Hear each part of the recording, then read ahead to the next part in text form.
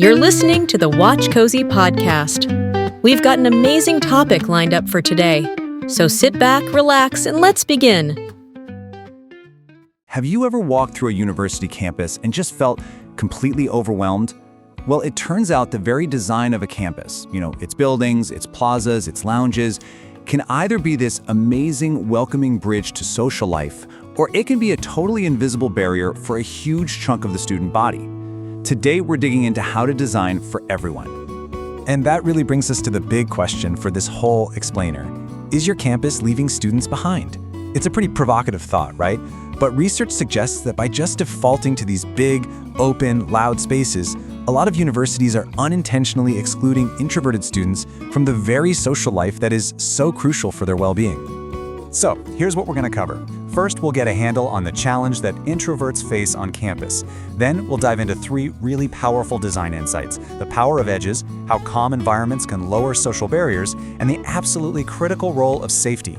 And then we'll wrap it all up by looking at what this all means for creating a campus that's truly for everyone. All right, so let's jump right into the heart of the problem. What exactly is this unseen barrier that so many students are trying to navigate every single day? Well, it really all comes down to a fundamental difference in how we recharge our batteries. And this isn't about being shy or antisocial, not at all. It's about energy. Extroverts, they get their energy from being around people. They thrive in busy places. Introverts, on the other hand, recharge by spending time alone and really prefer calmer, less stimulating settings. It's just a different way of processing the world around them. And here's the problem. Most of those common areas on campus, the sprawling student unions or the wide-open quads, they're basically built for that extroverted ideal. They're big, they're open, and they are buzzing with activity. For an introvert, that constant high level of stimulation can be incredibly draining, which causes them to just avoid these spaces altogether and miss out on chances to connect. And the research on this is so important.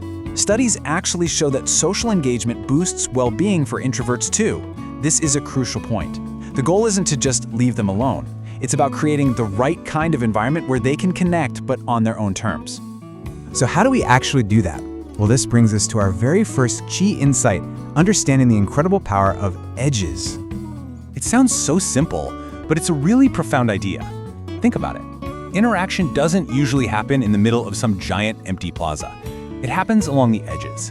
Edges offer this kind of low-pressure zone where someone can sit, they can observe what's going on, and then they can choose to jump in when they feel ready, without all the anxiety of being the center of attention. And creating these effective edges is surprisingly straightforward.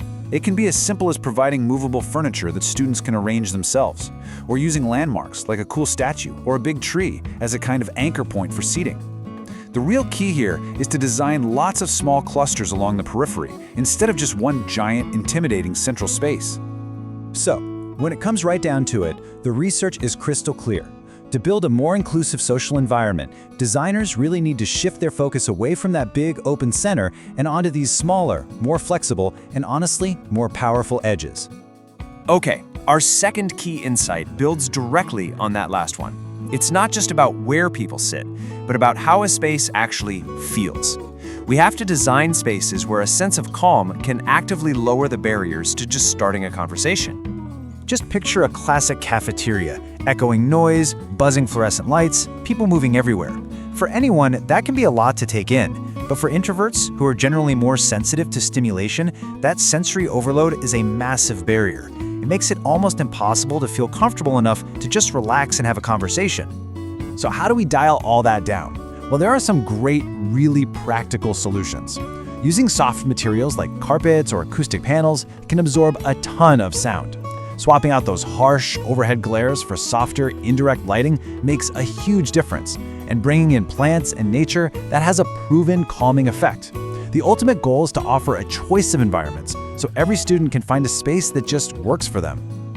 And that leads us right to our third and maybe most fundamental insight: designing for safety. Because really, if a student doesn't feel safe, absolutely nothing else matters. It really boils down to a simple principle. If a space feels unpredictable, maybe it has hidden corners or bad lighting or confusing pathways, people just aren't going to stick around. That feeling of safety, which is so deeply connected to being able to see and understand your surroundings, is the foundation that all social interaction is built on. So the trick is to make spaces legible and transparent. We can do this by replacing those long, intimidating blank walls with glass or partitions. We have to make sure there are clear sightlines from one area to another. Lighting should be designed not just to make a space bright, but to make faces clearly visible.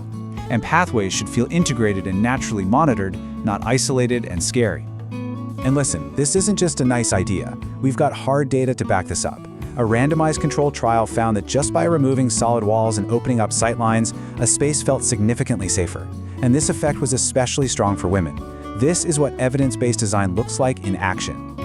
Okay, these are some really powerful ideas, but you might be wondering, how solid is the evidence behind them?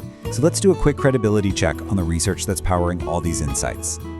The evidence is actually pretty strong. Researchers used a bunch of different methods, like direct observation, and even tested real-world design changes. But to be totally transparent, the research isn't perfect. There aren't a lot of before and after studies, and key details like how much these changes cost are often missing. So it's a really solid foundation, but there's definitely more work to be done. So, after looking at the design principles and the research behind them, what does this all add up to? Let's pull it all together into one big takeaway: the real, actionable steps for building a campus that's for everyone. What's really cool is that the research points to a very clear path forward.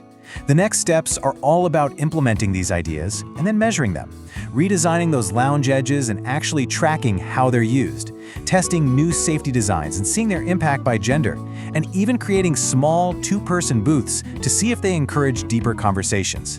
This is a real, actionable roadmap.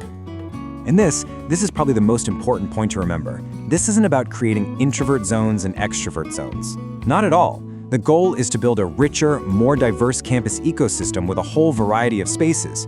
A campus with quiet nooks and bustling hubs, with peripheral seating and central plazas. A campus that offers choices for everyone, every single day. So, that leaves us with one final thought. Take a look at your own campus, or your office, or even your local park. Based on everything we've talked about today, what's one single change you could imagine that would make that space more welcoming for everybody?